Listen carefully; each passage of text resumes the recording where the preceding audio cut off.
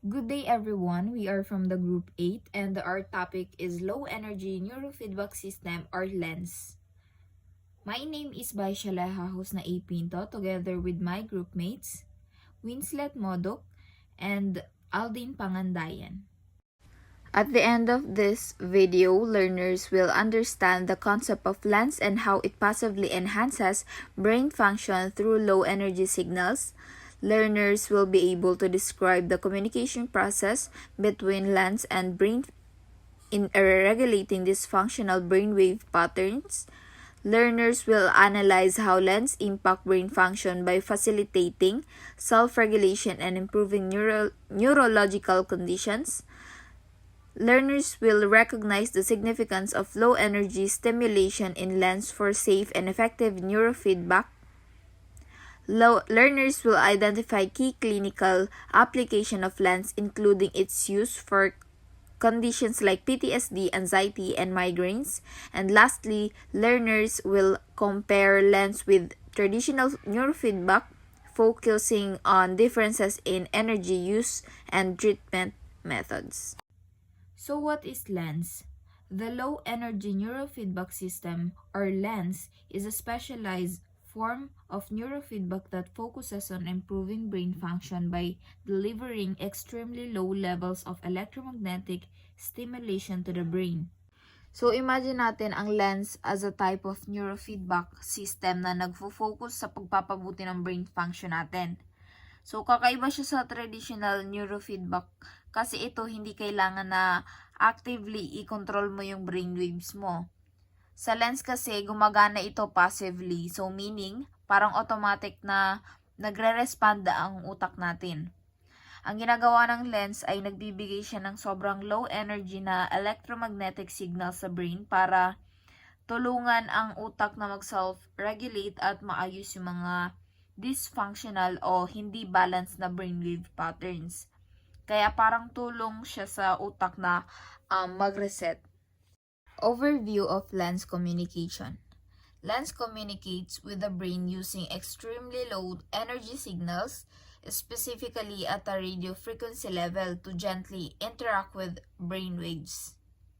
So it reads the brain's electrical patterns through sensors on the scalp and sends tiny signals back to help the brain reset and self-regulate. So sa LENS din is may mga signals siya na sobrang low energy lang. Specifically, radio frequency level na ginagamit para makipag-communicate sa utak natin. So, may sensors na nakalagay sa scalp natin, which is electrodes, scalp electrodes. Then, nakadikit siya sa scalp natin na yun yung nagbabasa ng electrical patterns ng utak. Tapos, nagpapadala ito ng super tiny signals lang para pabalik sa utak para matulungan ito mag-reset o mag-self-regulate. Dahil gentle lang itong process, ang LENS is okay siya para sa mga tao na sensitive or masyadong naaapektuhan ng traditional neurofeedback. Next is the communication process in LENS. The communication in LENS is passive, as I said kanina, meaning the brain's response to the feedback is automatic.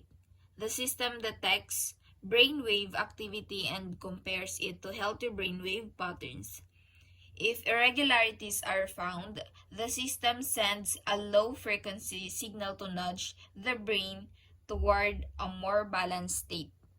So, automatic siya na nagre-react ang utak sa feedback na binibigay ng electromagnetic.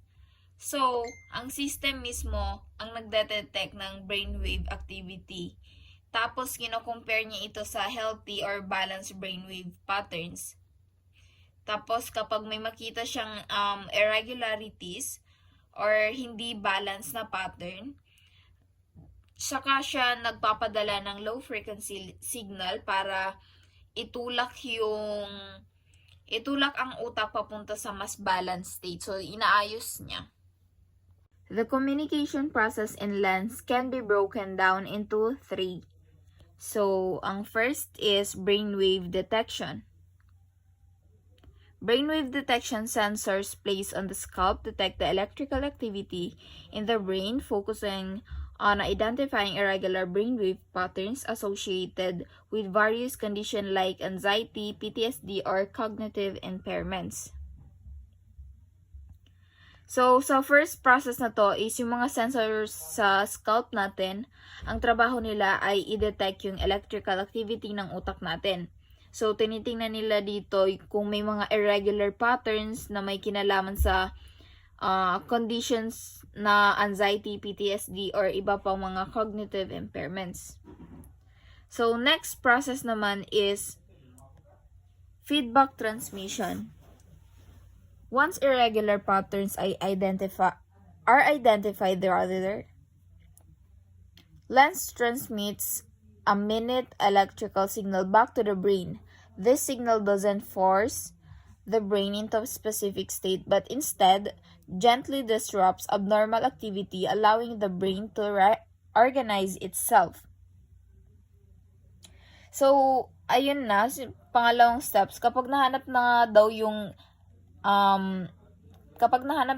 lens, pag nahanap na ng lens ang mga irregular patterns, doon siya nagpapadala ng maliit na electrical signal pabalik sa utak natin. So, hindi nito pinipilit yung utak natin na mag-shift agad, pero parang binibigyan lang ng kaunting tulak para mawala yung abnormal activity, allowing na makapag-reset ang utak on its own. So, the last process is brain's response. The brain responds to these low-energy signals by adjusting its wave patterns, essentially resetting areas that may be stuck in dysfunctional loops. Over time, this helps improve self-regulation and enhances cognitive and emotional function. So, dito naman sa last process na to is yung utak natin na ang nagre-respond sa low energy signals na to by adjusting yung wave patterns niya. Para bang nire-reset nito yung areas na posibleng nakastuck sa dysfunctional loops na yon. So, over time, nakakatulong ito para mag-improve ang self-regulation ng utak natin, pati na rin ang cognitive at emotional functions. Good day, everyone. My name is Winslet Modoc, and I will be continuing our report about the communication and the low energy neurofeedback system, or LENS. So the first thing we will be talking about is the impact of LENS communication in the brain function. As we all know, the LENS process helps the brain reset by interrupting unhealthy brainwave patterns. So this LENS communication helps our brain na ma-interrupt yung mga unhealthy patterns or brainwaves sa utak natin. So, it allows us to break free from issues like depression, anxiety, ADHD, migraines, and trauma. So, the first process is the brainwave modulation. Unlike other methods, LENS doesn't train the brain to control specific brainwaves. Instead, it gently guides the brain back to its natural, healthy rhythm, improving brain function naturally. So, this brain modulation doesn't teach our brain to control specific brain waves. Instead, ginaguide niya, or it gently guides our brain to find its own natural, healthy rhythm, and it is improving our brain function naturally. Next one is the restoration of balance. LENS helps the brain restore its natural balance without forcing it to control specific brain waves, making it a gentle but effective way to improve brain function. So, ito naman, tinutulungan niya yung brain natin na i-restore yung natural balance niya without forcing na i-control yung mga specific brain waves. Ginaguide, or it gently helps our brain to improve more, and kahit wala masyadong effort, it's very effective, and it is improving our brain. Unlike the brain modulation kasi, tinutulungan niya yung utak natin na mag-function without direct control, while the restoration of balance naman, ini-improve niya yung brain function natin. So next is the improvement in symptoms.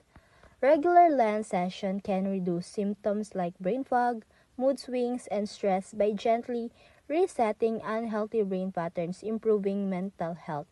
So ito naman, yung itong regular lens session na ito, it often helps reduce yung mga symptoms like brain fog, mood swings, and chronic stresses by gently resetting yung utak natin. Nire-reset niya yung utak natin.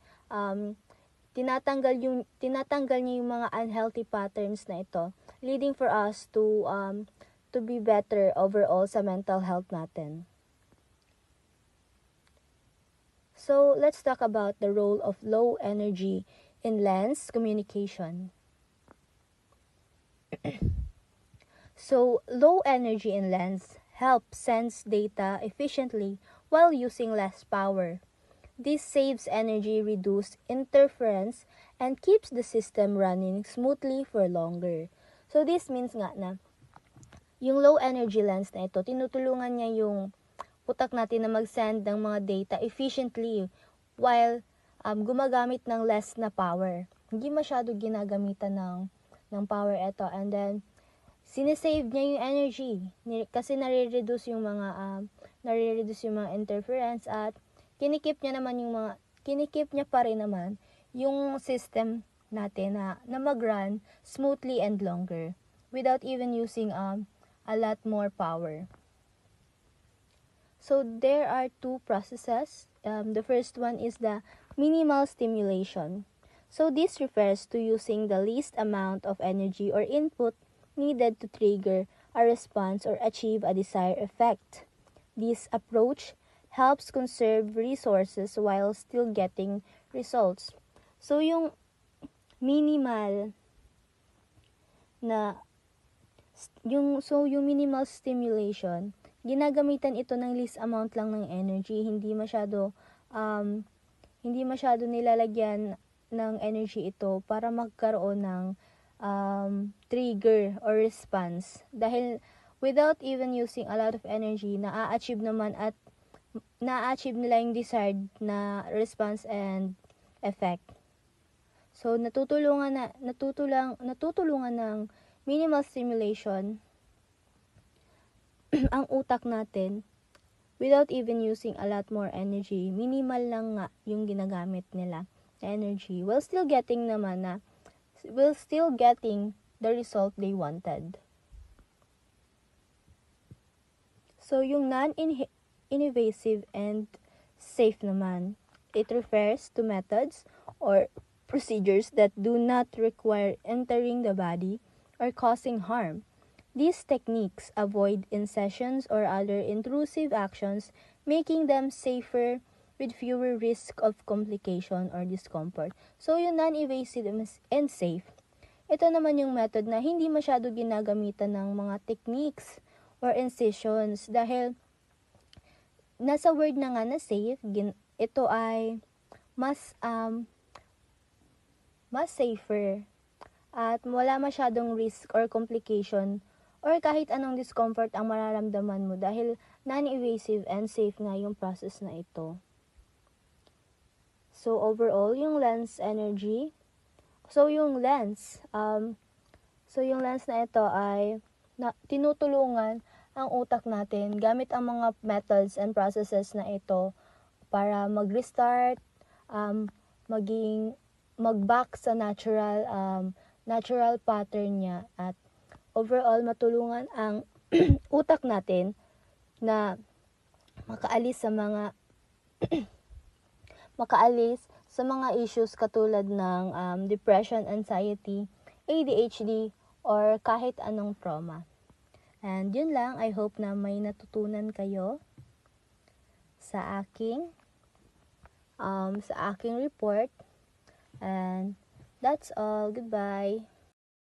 Hello, I am Aldin Pangandayan. So the next topic is the clinical applications of lens. So lens has been found to be effective in treating neurological and physiological disorder. Si lens ay isang uri ng neurofeedback therapy na nakakapagpabuti ng pattern ng ating activities sa brain. And then, good din siya for critical thinking and problem solving. And nakakabawas din si lens ng mga symptoms ng mental health issues like ADHD, autism, anxiety, and such. So the clinical applications of lens, its communication process helps improve the overall functioning of the brain. So it makes a viable therapy for trauma and PTSD, anxiety and depression, migraines and chronic pain, and also our cognitive performance. So, the application of clinical lens is nakakapagpaganda siya ng pattern ng ating activities sa ating alpha, beta, and sa ating theta waves, which is good siya for the brain functioning. And nakakapagpataas din siya ng level ng ating neurotransmitter gaya ng ating dopamine and serotonin, which is sila yung nagpa-process ng ating emotion and yung ating behavior. So we have here the trauma and PTSD. Lens has shown positive outcomes in individuals recover from trauma by gently disrupting hyperactive brainwave patterns related to anxiety and fear. So lens allows the brain to move out of its fight or flight mode. So, itong si Lance, nalalasan niya yung symptoms ng ating trauma and PTSD like yung flashbacks, nightmare, and also anxiety dahil napapakalma nito ang ating brain. So, the next one is the anxiety and depression. So, Lance assists in modulating brain patterns that are stuck in anxious and depressive states, leading to improving emotional regulation and mood stability. So, silence, naka-apekto siya the way we think, which is good for facing the anxiety and depression. Dahil nga sa nakakatulong ito sa magandang pag-process ng ating emotion and sa ating pag-iisip. So, ayun na nga, gaya ng nasabi kanina, napapakalma nito ang ating brain, which is nag-lead ito ng ating magandang pag-iisip and napapakalma yung ating emotion. So the next one is migraines and chronic pains. So LANS has also been effective in reducing the frequency and intensity of migraines as well as alleviating chronic pain by resetting the brain's pain response system. So, dito naman si Lance na help niya tayo na malesen yung sakit ng ating ulo and yung pagtaas ng ating blood pressure which is nagiging cause yun ng migraines. And then, nakaka-help din siya na malesen yung ating problems sa nerves, muscles, and joint which is yun yung nagkukos kung bakit tayo nagkakaroon ng chronic pain. And then si Lance, it also lessens ng symptoms ng ating mga sakit na nararamdaman.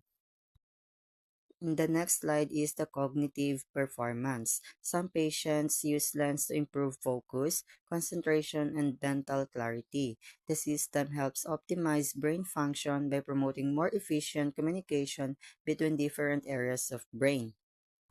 So, etong si Lance, nakaka-help din siya sa ating cognitive performance. Like kung the way tayo mag-isip, kung paano natin yung ating emotions sa pag-aalala, and yung ating problem solving, and how do we process information, and also our comprehension and attention.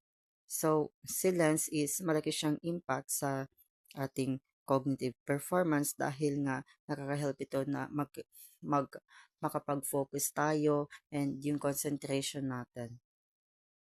So the last one in our report is the lens versus traditional neurofeedback system. So compared to traditional neurofeedback systems, lens offers several advantages in terms of communication with the brain, like the energy levels.